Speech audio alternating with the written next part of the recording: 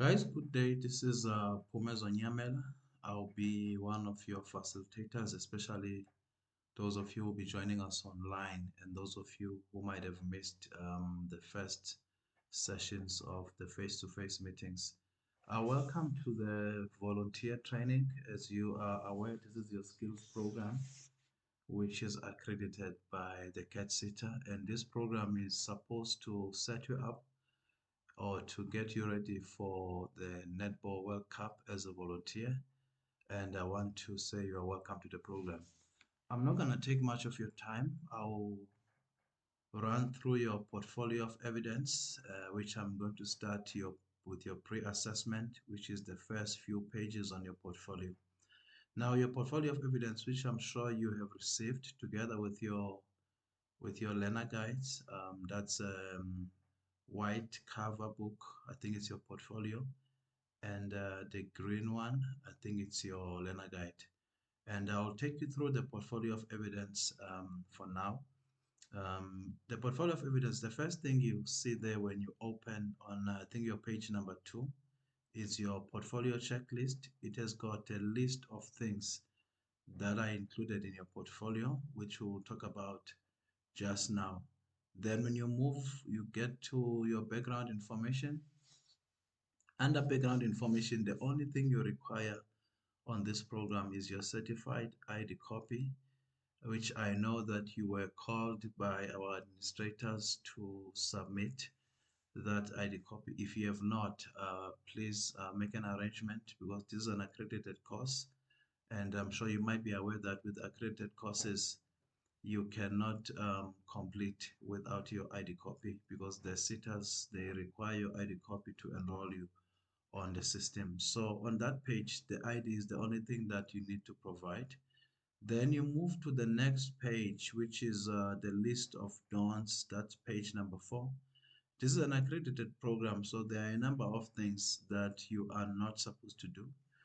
The first thing that you are not supposed to do, it says I will not submit photocopied evidence, meaning you are not going to copy somebody's answers and say they are your own work, unless maybe it was a group discussion and you were authorized by your facilitator to do that. And it says that I will not submit evidence that is copied from another learner. What it means that as assessors, we will not say two portfolios that are exactly the same, whereby two learners have used the same answers or have photocopied. Because sometimes people, when they are out of time, you see that they just cut and paste somebody's work and they say it's their own work.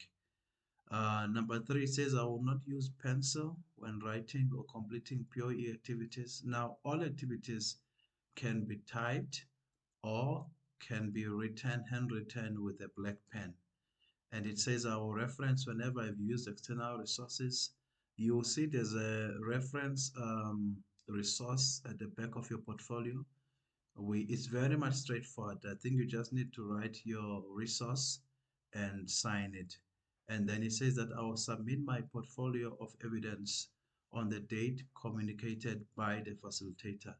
You will be given a date of submission, which you are requested to adhere to it. And once you have done that, you can sign that page. I believe that you have your electronic signature. If you do not have, I'm sure you can maybe put your initials and surname and make sure you date it, today's date.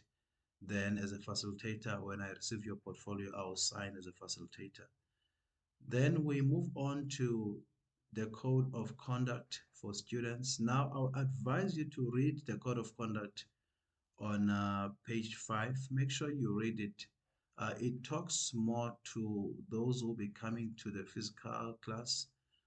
Please read it, and then at the bottom, you need to write your name. I hereby declare.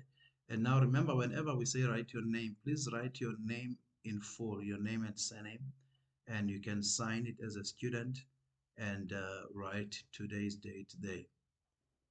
Then the appeals and the disputes. The appeals and the disputes, basically, you complete that form whenever you want to appeal. Let's say maybe you are not happy with the results that were given to you by your assessor. and perhaps you want to apply for reassessment, then we'll say learners must complete the appeals form, which will be provided for you should you wish to appeal. Then the next form you have is learner special and particular needs, which is on page number 7. Now, learner special needs, please complete the name of the program. Now on top, that's your name, your ID number.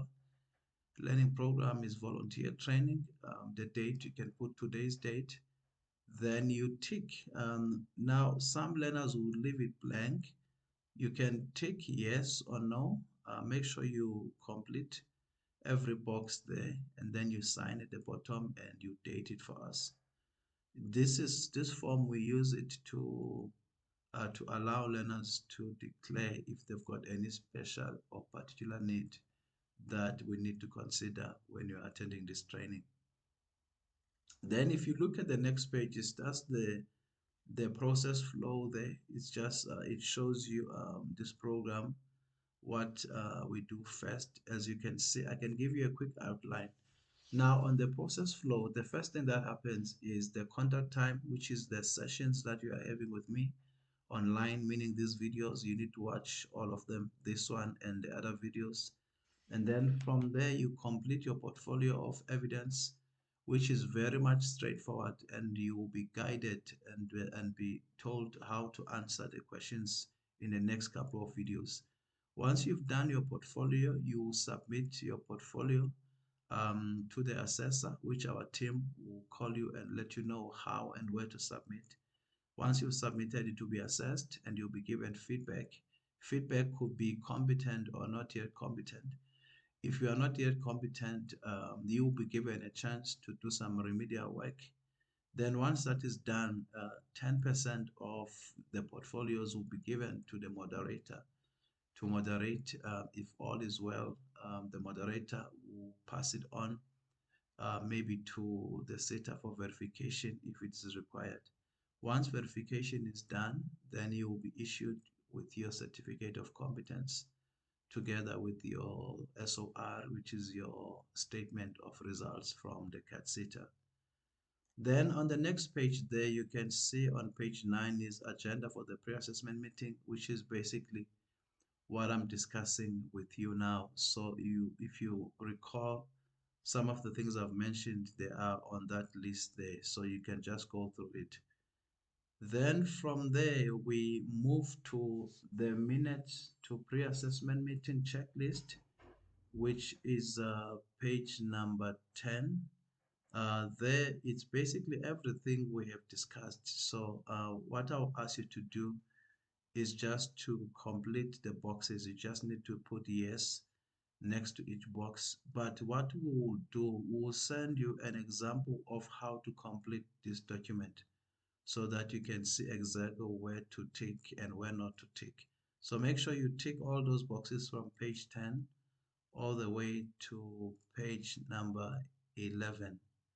And on page number 12, you see the agreed assessment plan.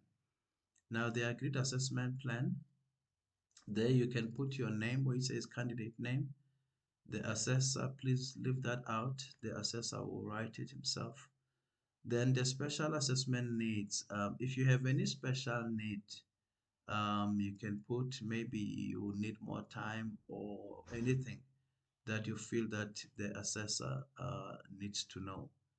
Then if you look at that page there, the same page where it says attend training, there you can write July 2023.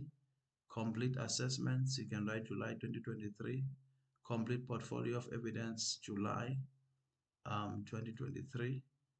And submit portfolio of evidence, that will also be July 2023.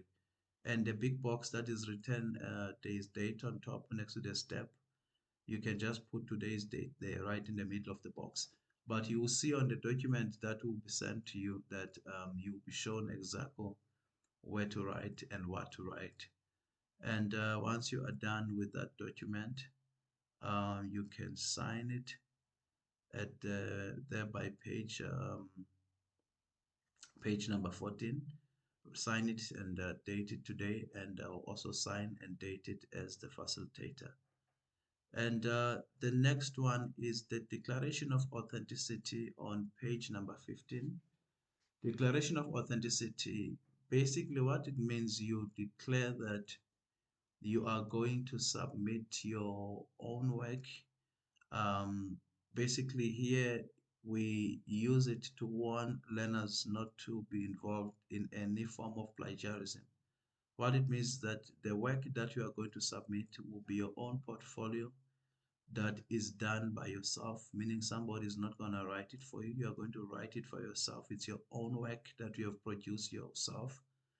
Then once you have read all that, you sign at the bottom of the page today's date. You see that it also requires your home number as well as your work phone if you have. If you don't have a work phone, you can use any alternative number. It could be your sister or your spouse or any close person. Then you give us your email address.